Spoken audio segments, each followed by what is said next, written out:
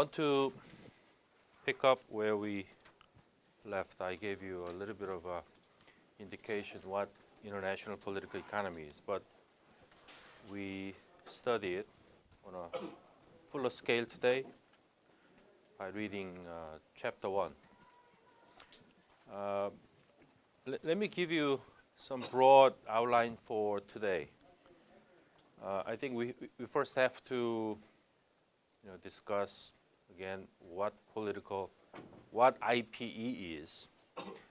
But again, what I said last time is that IPE clearly is a combination of politics and economics. But what I said last time is the definition of market is crucial to IPE, number one. Okay. And second, market doesn't exist in isolation from other areas, according to this textbook. This textbook gives a little bit more complex definition of IPE because IPE doesn't simply come in combination with politics, but it's also a combination with society. So this textbook gives you three components of IPE: economics, politics, and society. Right? And in understanding this, how market is intermingled with politics, the state, the government, and society. I think that's the key point for today. Why market and how market is mixed with the area of politics and also the area of society. Why and how? I think that's one of the key points for today, particularly in the international area. The domain of political economy, I think, covers both internal, external, domestic politics and international politics. Okay? So IPE handles both aspects of political economy: domestic political economy, international political economy. Okay? So I think that's the key for today. And second thing, ultimately I think the goal of IPE is to, if you read this textbook, is to come up with solutions to global problems, right? That's the goal. We want to provide some solutions, viable solutions to current problems facing us, right? Those global problems are maybe poverty, security threats, or development problems, right? Development or underdevelopment problems, right? Or climate change, energy security problems. We want to provide some solutions to these pressing issues today. And I think all of these questions, I think somehow are problems of IPE. It's a problem of market, but not simply a problem of market, but it's a problem of combination of both market and politics, right? Development problem, it's a problem of how markets should be governed. When and how market functions best. That's the development problems, right? When and how. So I think ultimately IPE, in my definition, in my understanding of IPE more than anything else, is a study of, number one, market. Right? What is market? Right? When and how market functions well. This is a very difficult problem. Right? But like I said, market always mixed with neighboring domains, politics and society. So to resolve development problems, poverty problems, or climate change problems, we should understand first what market is, right? How market is mixed with the state, the government, right? How market is mixed with the social domain. I think this is one of the, I think the most important question for today. The second aspect, this textbook provides you with some, Susan Strange, the famous IP scholar, Susan Strange's 4 structures, right? Structures of IP, 4 structures of IP, right? So the famous IP scholar Susan Strange, she laid out 4 different structures of IP. So for today, we want to study what are these 4 structures of IP. Why Susan Strange is crucial in IP. What are those 4 structures of IP? Security structure, number 1. Security structure. Second, trade structure. Trade structure. And third, finance structure. And finally, number 4, technology structure. So you might want to think, why these 4 structures? Right? Why these 4 structures? So security, trade, finance, and technology. This is how the IPE textbook, our textbook, is structured, is organized. Right? The following chapters will cover trade, finance, security, technology, right? And according to Susan Strange's, these 4 essential issues, global issues, comprise 4 structures of IP. So we want to discuss this. So these 2 things for today: the definition of IP, how market, government, societies combine, then these 4 structures, right? And I think that the definition of IP, then these 4 structures must be understood at the same time, because this textbook gives out, doing a good job of laying out these, definition, then 4 structures, but how IP questions, right? How the definition of IP, how is it linked to these 4 structures is not clear from this textbook, right?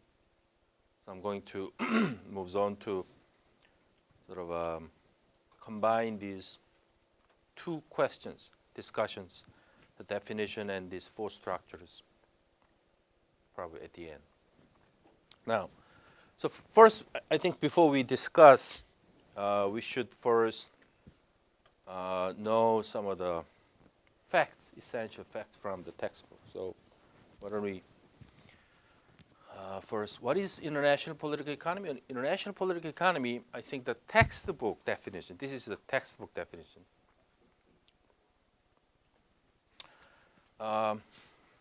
It's a field of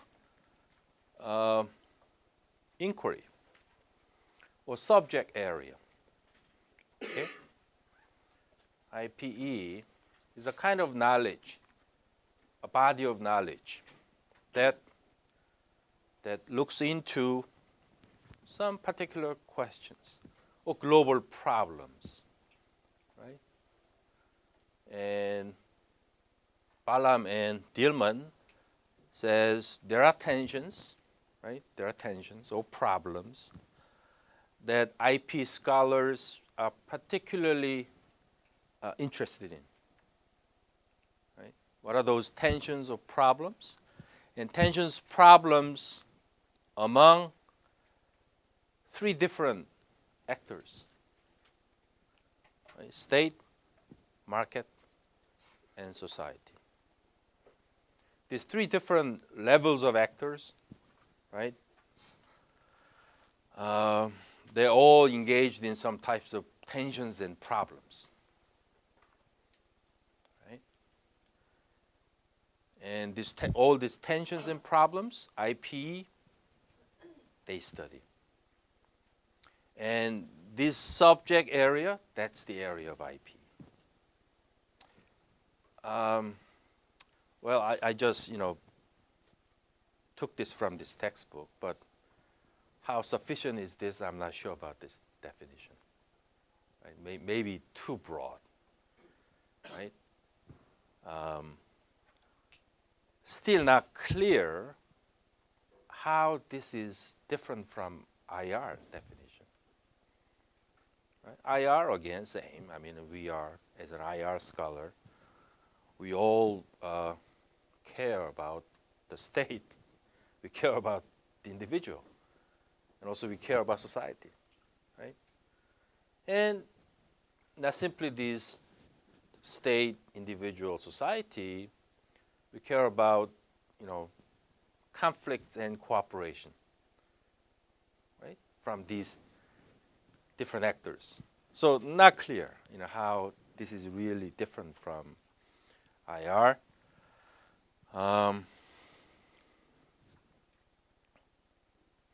So that's why I give my own definition. My own definition is that the tensions or conflicts, right? Conflicts, tensions, problems that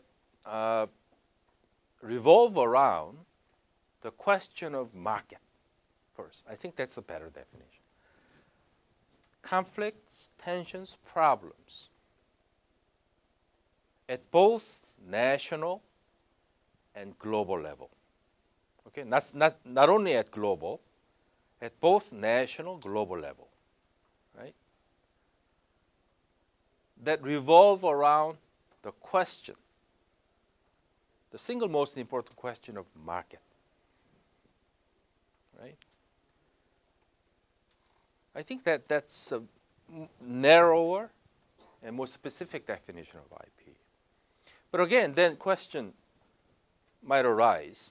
Then what's the difference between economics and IP? Right? Because economists, their sole interest is to address this question, right? What is market? Right? What is market? When market functions well, right? But like I said, the difference between economics and IP is that economics is devoted solely to the question of market, but IP, we look at market from the perspectives of combination or tensions between state, market, society. That's the difference, right? So in that sense, I think IP is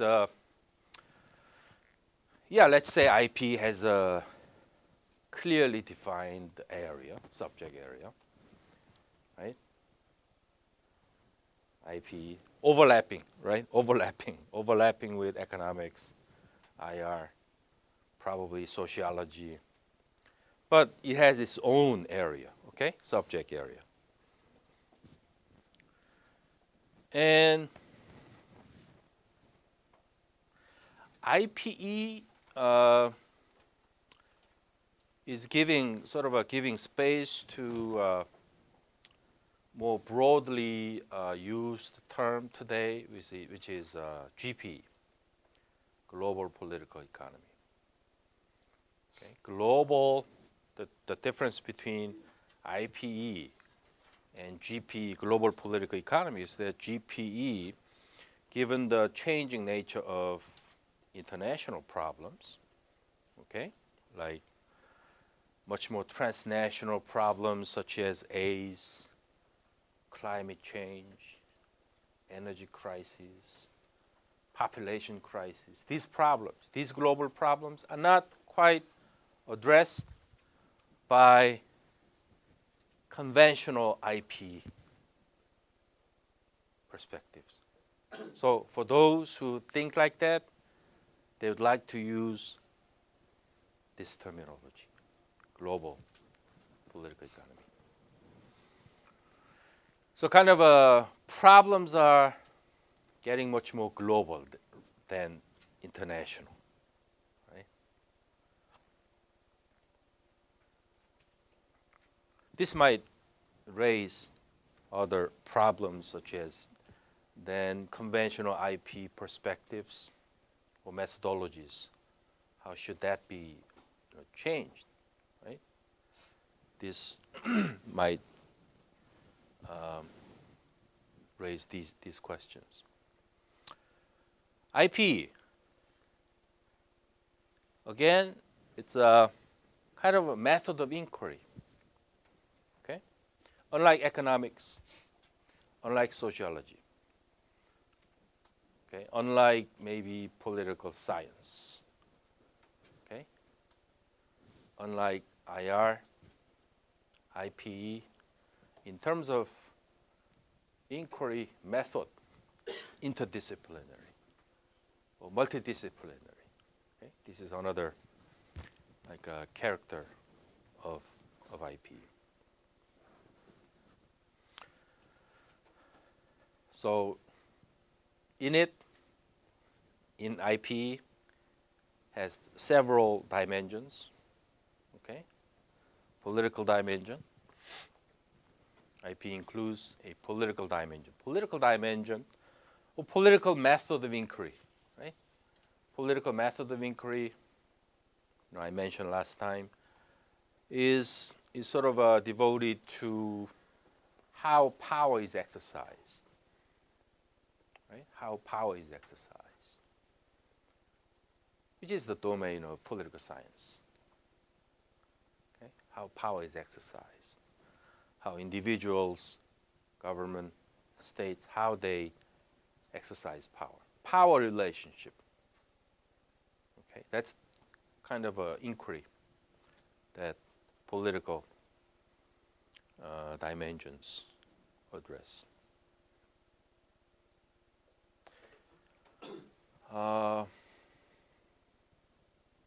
More specifically, I think this political dimension of IPE, particularly interested in the aspect of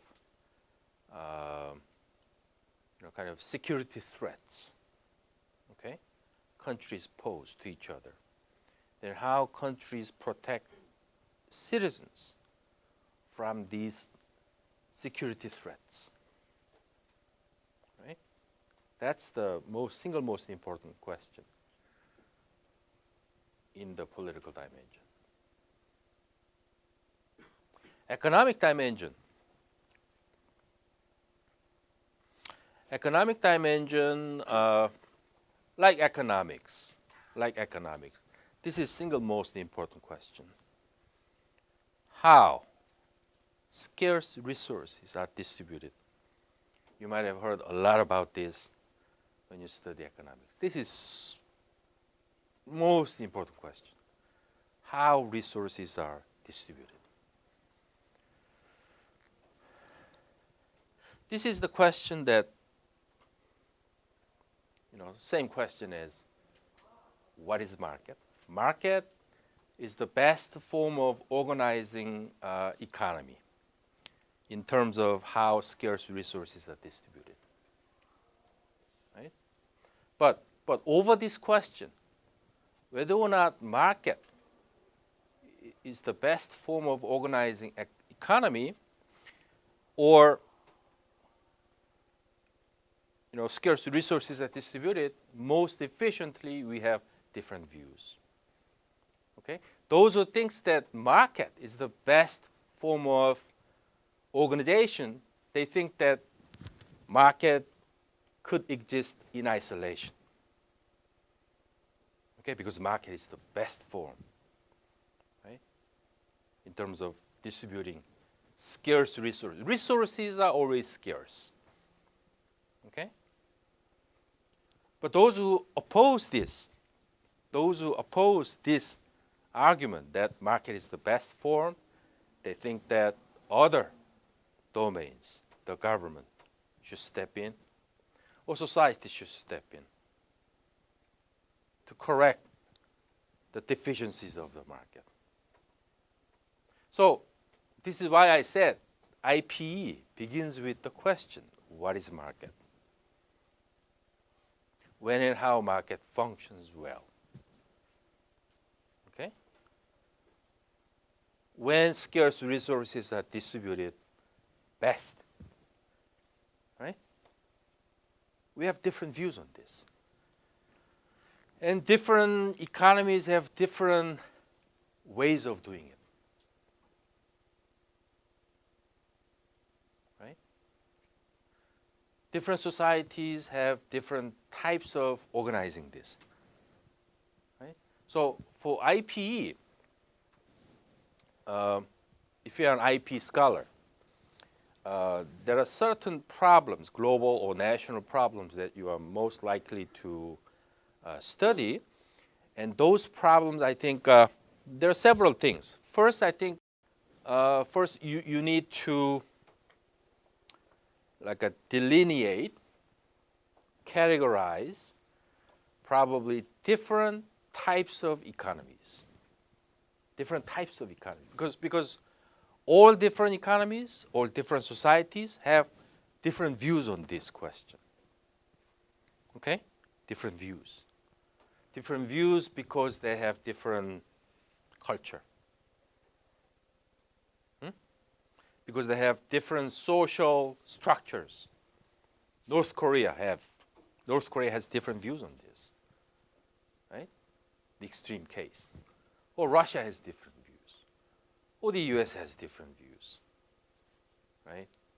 Probably the US might answer the best way of distributing scarce resources will be the market. That's the US answer. But Russians will answer differently. No, market may not be the best way of organizing scarce resources. Because market cannot be left alone. Right? Market may be a bad thing.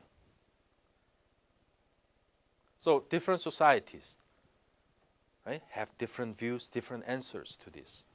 So as an IP scholar, what you have to do first is to lay out all different countries, okay, in some kind of spectrum where which country is located where in terms of 100% market, 100% what? The government control. So in between different types of markets. That's the first order of business for IP scholars. Right? You can rank different economies. And more importantly, you should study why different countries are ranked differently. Is it because of culture? Is it because of history? Right? Is it because of something else? Right? So in so doing, what's the role of market, the government, society? Conventional understanding of IP, only market and state was important, these two things. But this textbook, again, the contemporary debate on IPE is more toward society, social factor. So what's the role of society in organizing different types of market? It's a very broad, very difficult question. It's a philosophical question. It's a social question. It has a long tradition. Right, a lot of famous scholars were into this political economy question. Right, the famous Karl Marx, Lenin. Right, those are all classical, famous IP scholars. Right, today we have a lot of those followers of Karl Marx, Lenin. Susan Strange is one of them. Although she doesn't believe in Marxism, but Susan Strange is like sort of one of those famous IP scholars in contemporary era. So scarce resources, how scarce resources are distributed, right? What is market? This is key.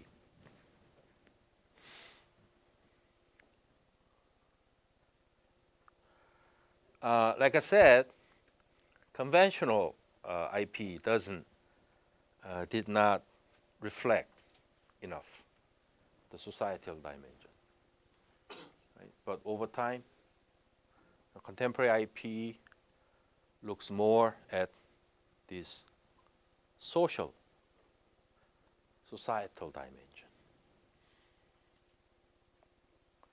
What is the social dimension of IP? Like, for instance, global problems like poverty or development problems or trade conflicts. Those are conventional IP global problems. Trade conflicts, like US-China has trade conflicts, or US-China has currency conflicts, or US-China has climate change conflicts, or energy crisis, energy conflicts. Then, from economic dimension, you might be able to explain, right, why China and America have conflicts over trade. From political dimension,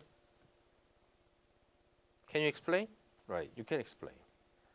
From economic dimension, why China and America has conflicts over trade or climate change. From economic dimension, you can explain.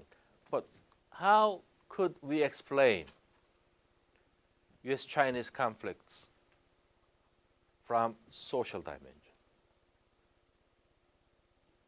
Can anyone answer this? What would be social explanation according to this textbook? This textbook says social dimension is becoming much more important. Okay? Now, how could we explain US-Chinese trade conflict from social dimension? Let me hear from any of you. Can anyone answer this?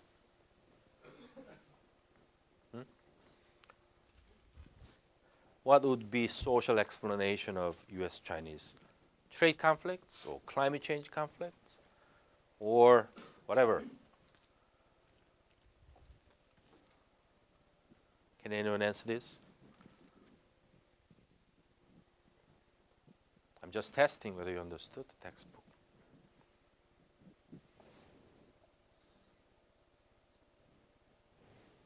No?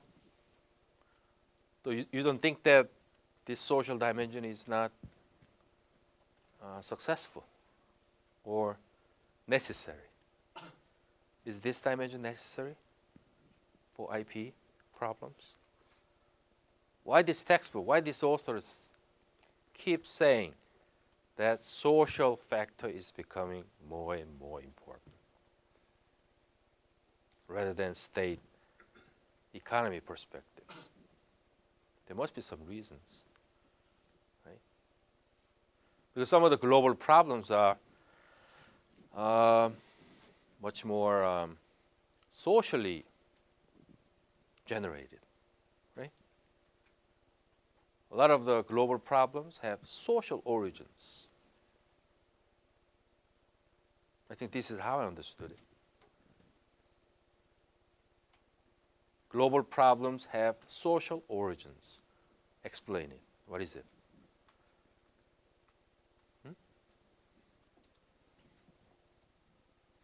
Okay, then let me ask you. Global problems have state generated. What is it? That's the political dimension, right? Government generated global problems. What is it? Explain it. How governments pose global problems. Poverty or development problem or climate change, whatever, there are many global currency, right?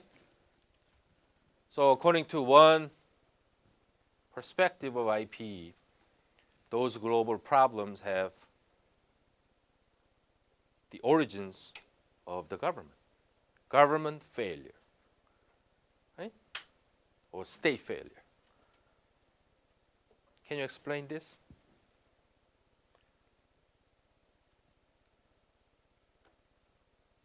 Okay, then, another way of putting it, global problems have economic origins. Development problems, climate change, and all these global problems, they are there because markets are dysfunctioning. You might have heard a lot about this, right? Markets are dysfunctional. Markets are failing, right? Markets are failing so that we have these problems, right? Governments are failing so that we have these problems. You might have heard a lot about this, right? Neither one of these is 100% complete, right? The IPE approaches is that, neither market approach nor government approach 100% guaranteed, right, to solve global problems. But again, this textbook brings another angle. Okay? It's not two-way problem. It's not two-tier structure. It's three-way structure, which is society is there. Some of these problems have social origins. So they bring in society. Questions that a lot of sociologists raised.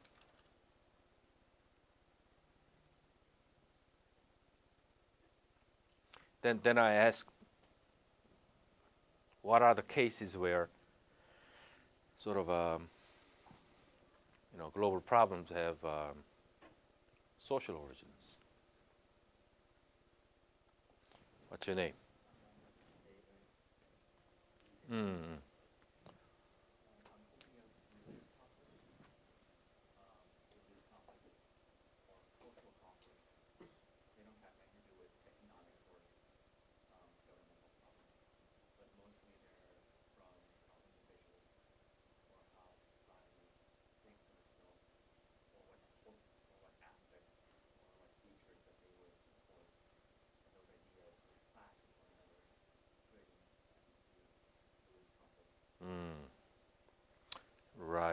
Right.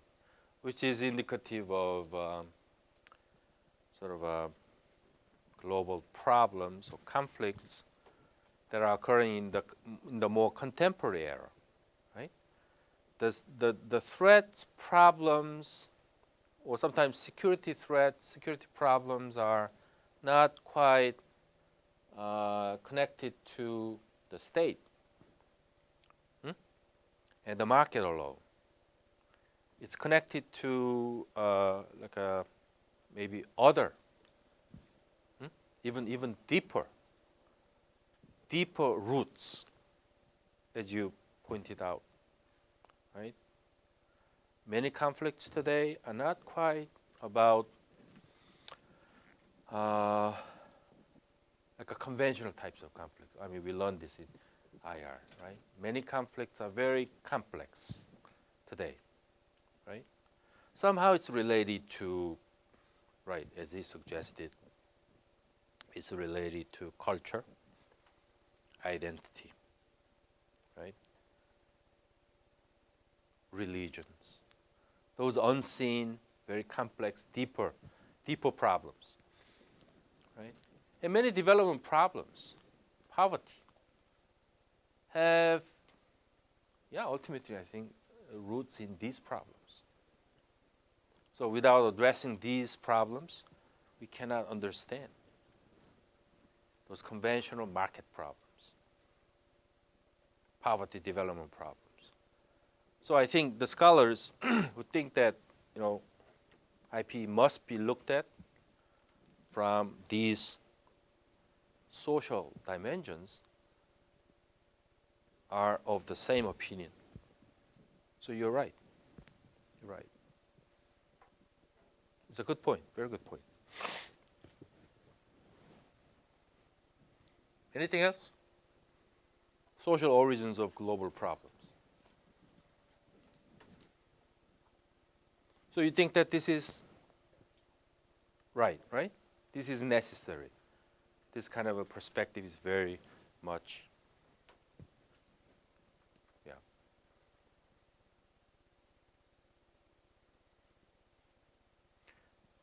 I think that we should look at, usually, IP is sort of a discipline where sort of a state versus market type of discussion dominate. State versus market, right? State versus market debate is IP debate, traditionally, right? So this social dimension opens more space for this two-tier, black and white kind of a debate in the traditional IP discussion. So it'll sort of make IP much more, I think, rich, diversified, and through this, I think we will have a better understanding of number one, market. Right? Market is not simply, so, oops. Okay. Market may not be simply the efficient distribution of scarce resources, according to these, right? Market is much more than distribution, much more than distribution of just resources, right? So for those who think that the government can step in, right, and correct the market failures, they may be wrong. Because we have much deeper social, right, aspects of market.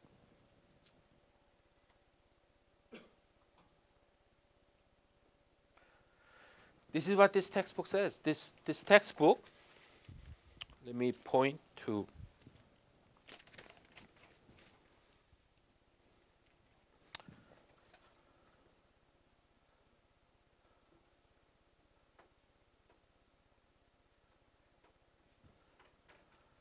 page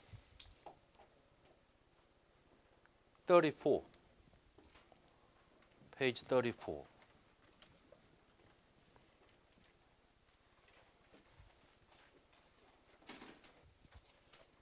8 from the top. Page 34, 8 from the top. This textbook cites from Charles, the famous economist, Charles Lindbaum. Charles Lindbaum. Read what he says. He says, Charles Lindbaum,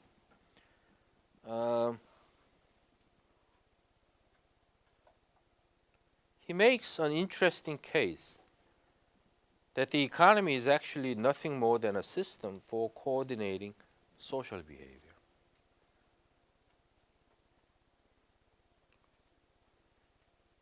Market is a coordination of social behaviors.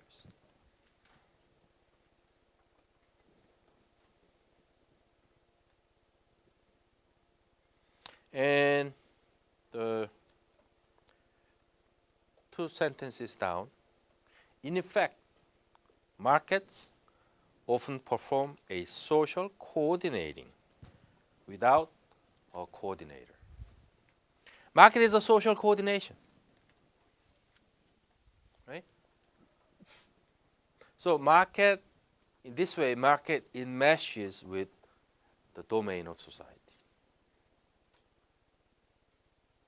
This is a new way of understanding what market is, how market should be performing. So the idea that simply the government can sort of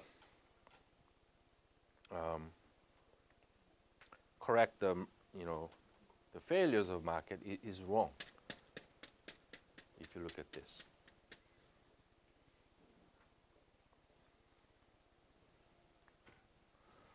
So a growing number of IP scholars, they argue that states and markets do not exist in a social vacuum.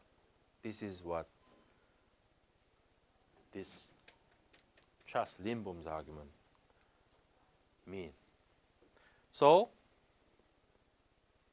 what IP scholars what they want is states, markets, society. Okay? The connection, the link between these three areas.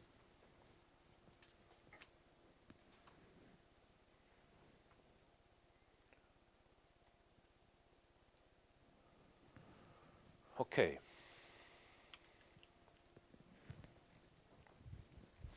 This Charles Lindblom's statement.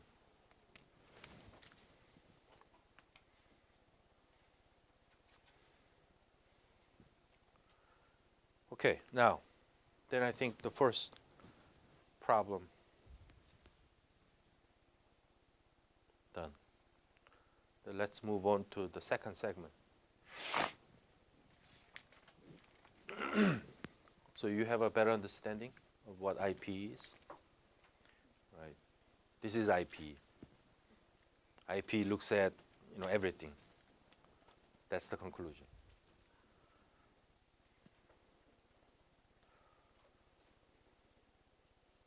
But remember, IP, core question for IP, what is market still? What is market? When and how market functions well, better. That's the core question for IP still. But that question is addressed, right, from the perspective of the government and society. That's what it means. Right? What is market? That's the core question. And if you apply it for real global problems, right? What is market? If you apply this core question for real global problems, why some countries are doing better economically? That's more application problem. Why some countries are richer than others? Some countries are richer than other countries because markets are functioning better. Some countries. Then question is why markets are functioning better in some countries. Right? This goes back to, again, why economies are differently ranked. Right? From 100% market to 100% the government. Why economies are so different from country to country. So this is development problems. Right? One of the pressing questions, development problems. Why some countries are more developed than others?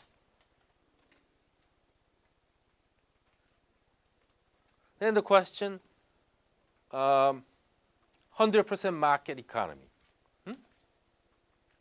Guarantees development?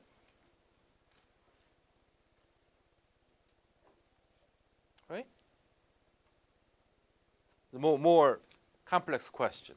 So once you lay out ranking, different ranks of economies, then the question rises, what's the best type of economy for economic development? Best combination of economy. What is the best combination of economy? Is it 100% market? Or 100% the government control? Or what combination of it for economic development? Right?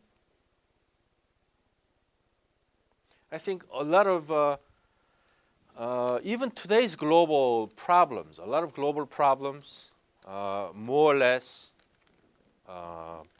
revolve around this question.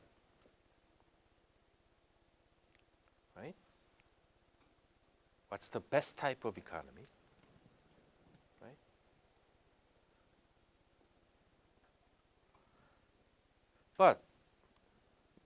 But there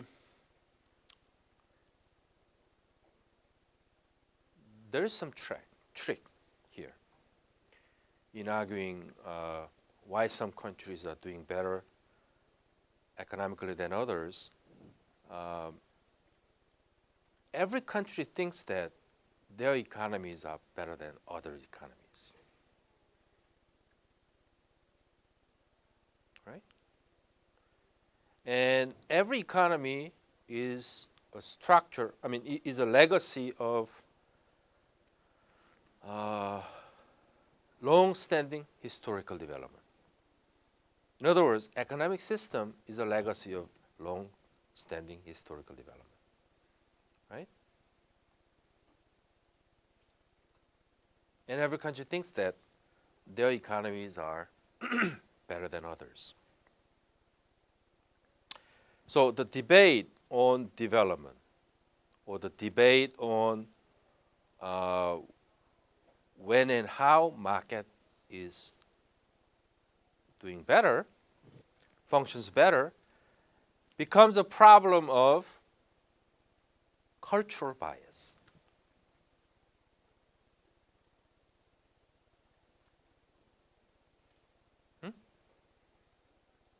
If you look around today, US argument about how and when market should be functioning better, or some other types of argument about when and how market should be functioning better, right? Very much contradictory.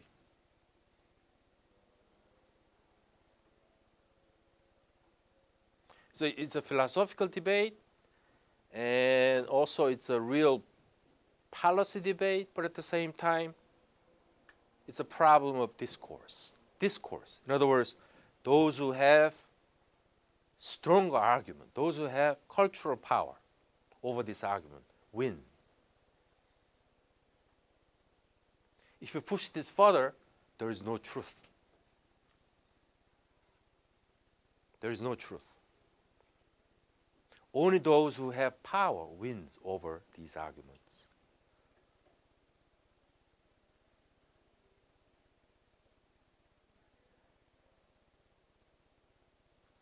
But as a student of IP, first we have to understand, which is which, okay? That's what we are doing. Which is which? We first, lay out some facts, understand facts better. That's the minimum we can do, right? But global problem is much more complex than you think, right?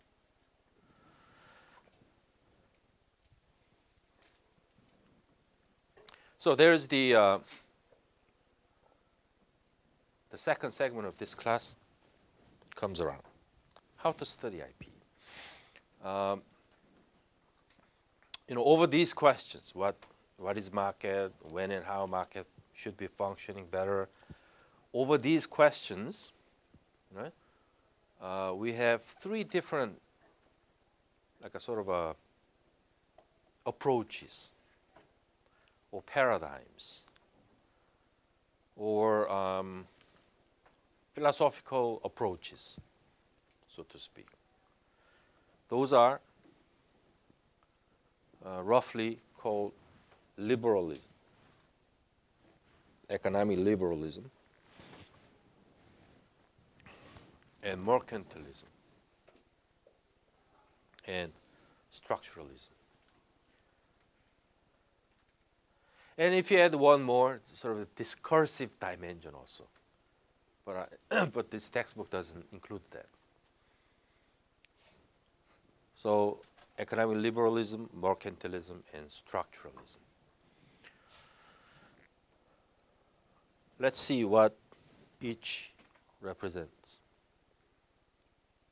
Economic liberalism, first, mostly associated with the study of market, like I said. Right? The central question. What is market? Right? When and how market should be functioning better.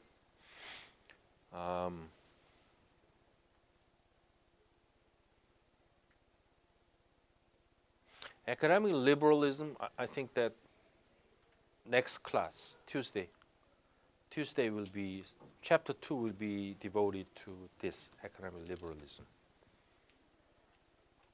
in much more detail. It has long-standing history. Scholars, there are a lot of scholars. The most contemporary type of economic liberalism is neoliberalism, okay, which was in fashion the 1990s, right? Culmination in the 1990s. Neoliberalism. That's one family of the tree of economic liberalism. And what they care is, like I said, the study of a market and the rational behavior. This is important.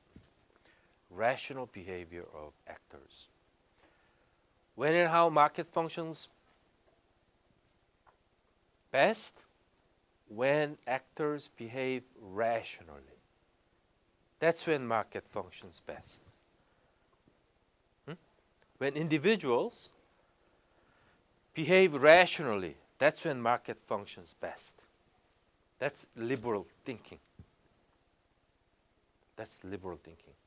Everything that hinders rational behavior, that's bad. Okay? So the best government leaves up to rational decision of individuals. That's the best government. Okay? When people behave rationally and make rational decisions, that's when scarce resources are distributed best. Okay? So individuals are very rational, very reasonable, right? And the collection of individuals is the market. Collection of these rational individuals is the market. That's the understanding of market for liberals. Freedom underpins. Right? That's the market. And when individuals don't behave rationally, resources are wasted. Resources are wasted. Resources go to wasted areas. That's the understanding of liberal market.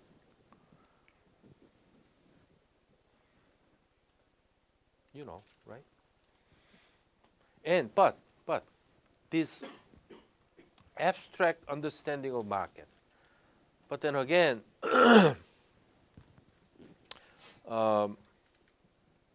beginning with this abstract understanding, moving on to real practice. Like for instance, you see a country, you see an economy, which is deeply ailing. Which is deeply ailing, like the Soviet Union in the 80s. Okay, the Soviet Union in the 80s. And you witness that economy, right? And as an economist, you want to help them. Because the economy is failing, okay? And you diagnose the economy. You see some problems, right? You diagnose these problems. Then you make some prescriptions for this economy. To correct these problems, you have to do such and such things, right? Then these liberals, if liberals saw that their prescription must be revolving around these key questions, right? whether or not people are behaving rationally. They first look at that, right?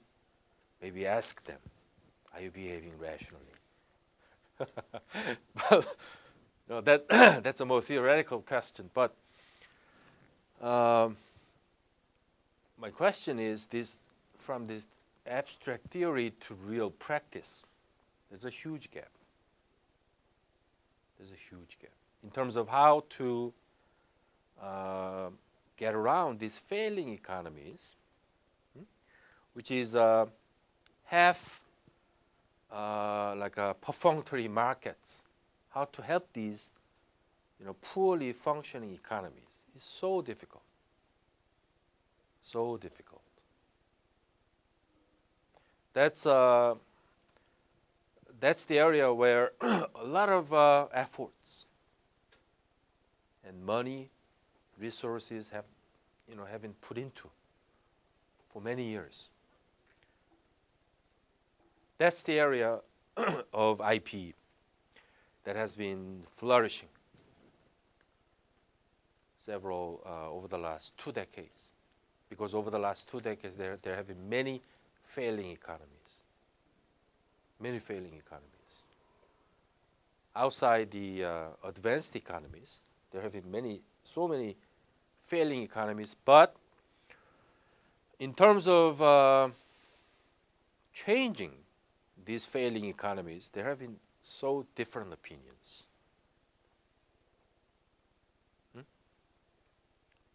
Over how to resolve these failing economies, there have been so different opinions. That's how these IPE discussions about what is market, right?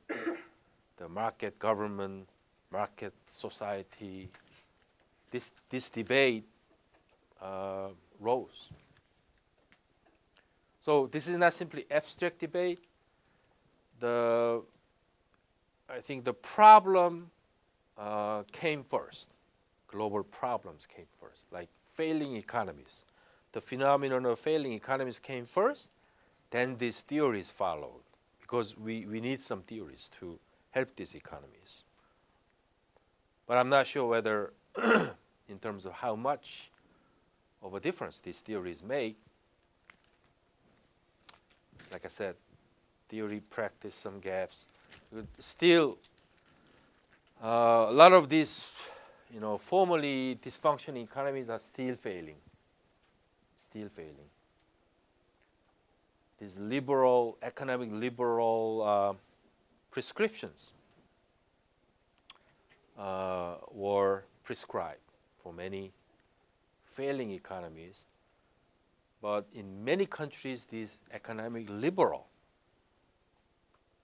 type of prescriptions turn out to be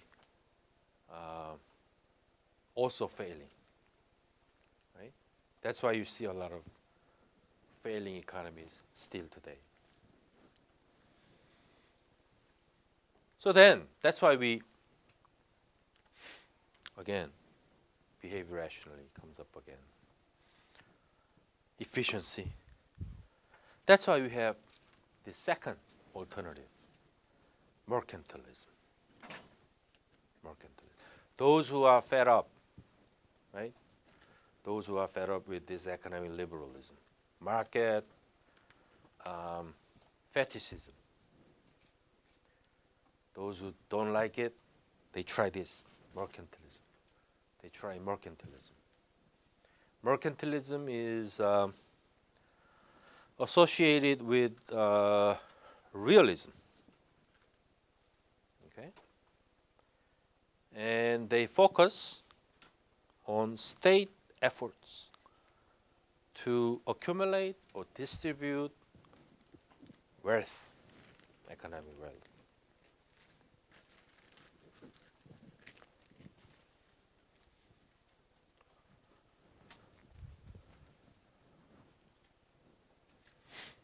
Can you turn to page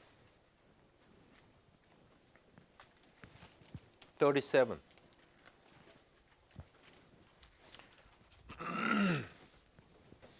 If you turn to page 37,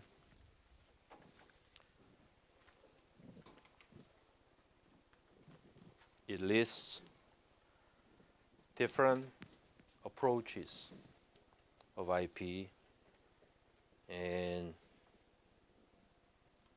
the types of scholars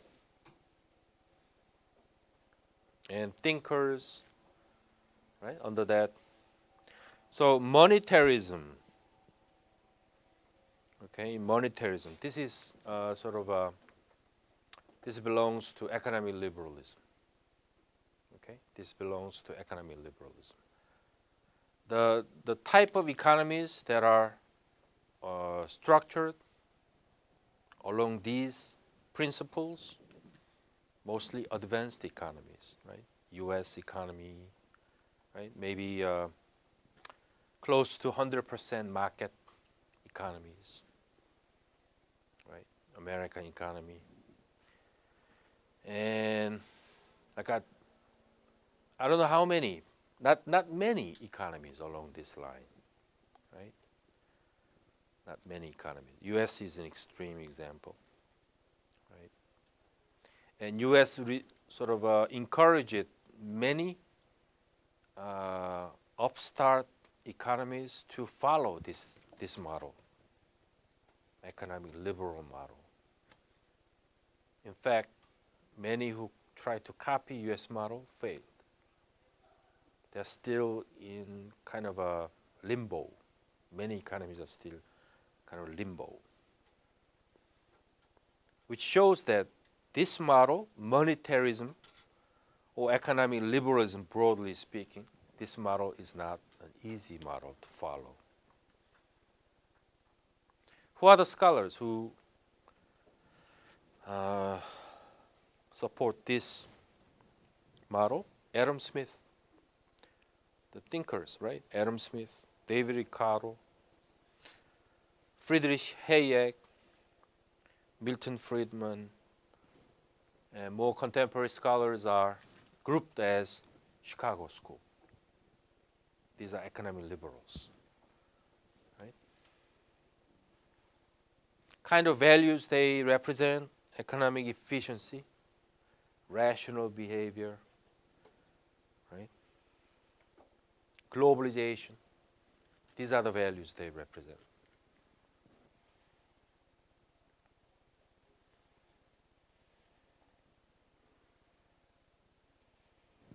And examples. What are the examples according to the textbook? Hong Kong, right? The model states are Hong Kong, U.S., Great Britain. These are sample countries.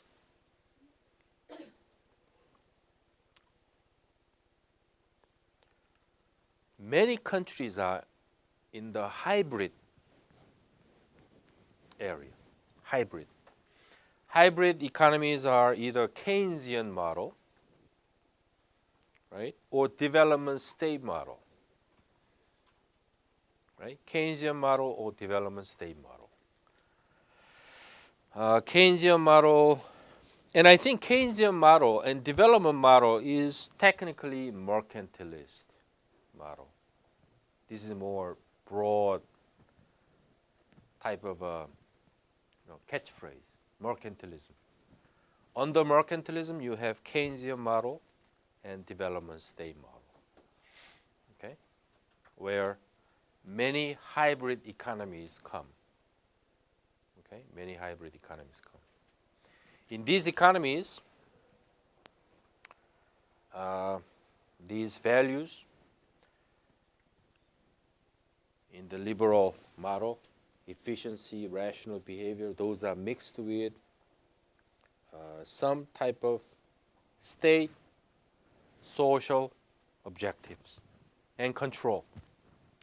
That's what Keynesian development state model represents.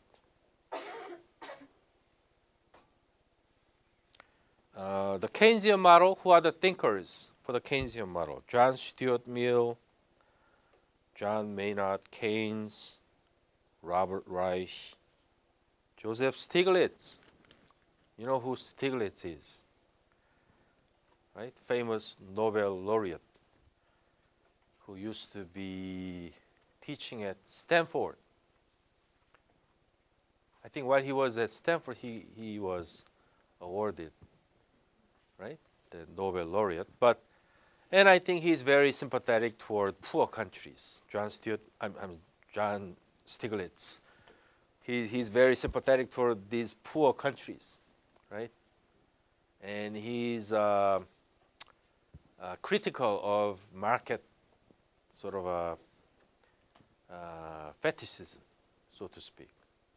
He's critical of U.S. model, extreme market model, right?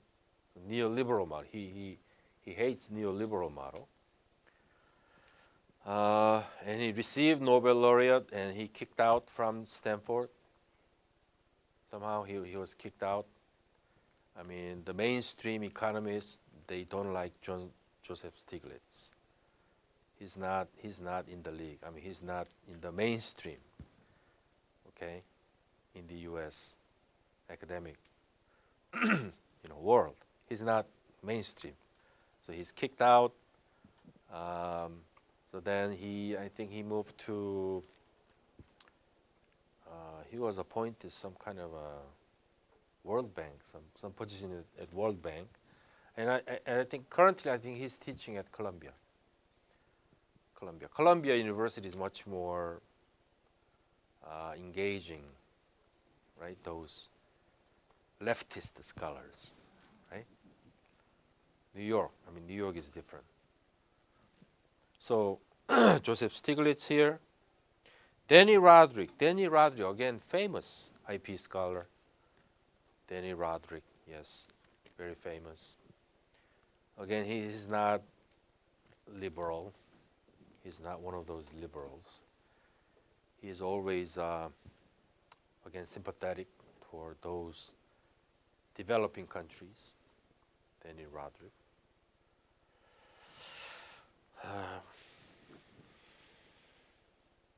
Jeffrey Sachs. Jeffrey Sachs is here.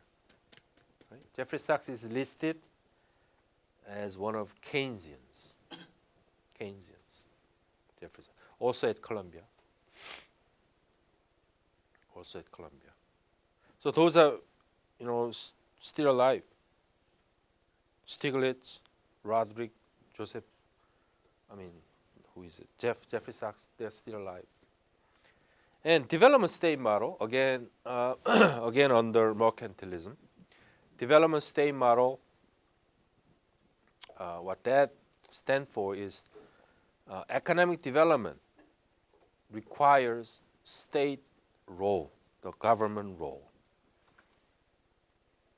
That's development state model. So those economic liberals, they were wrong, particularly when you apply it to developing countries. Okay? At the initial stages of economic development, the role of government is very important. That's development state model. Again, mercantilist perspective. Who is the leading scholar in this? In history, Friedrich List.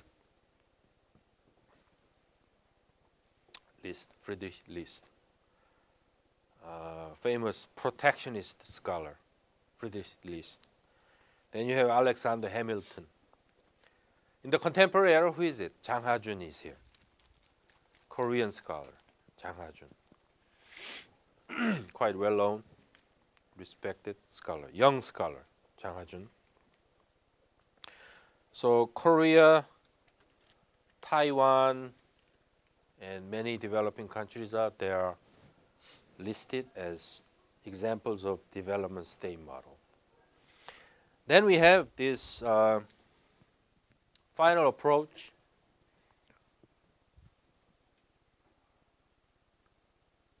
Structuralism.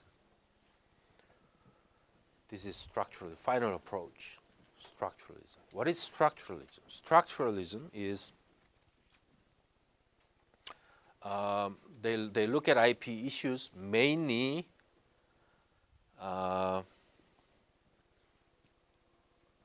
in terms of how different class segments are shaped by the dominant economic structure.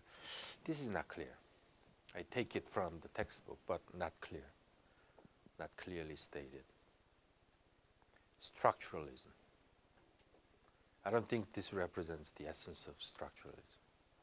Yes, I mean structuralism, they care a lot about social classes. In other words, society is not equally structured. That's the starting point. Society is not equally structured. Society inevitably divided into rich people, poor people, class. Society is organized along classes, different groups of classes. That's the beginning of structuralism. Okay? In other words, at national level. In other words, I mean, this structural approach begins with social perspective, not government, not economic perspective, social perspective, right? Society makes a difference. Okay?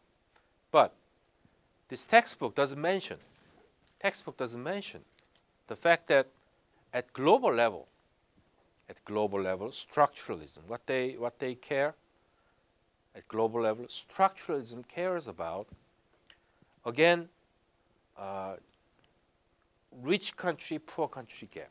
That's what structuralism cares about at global level.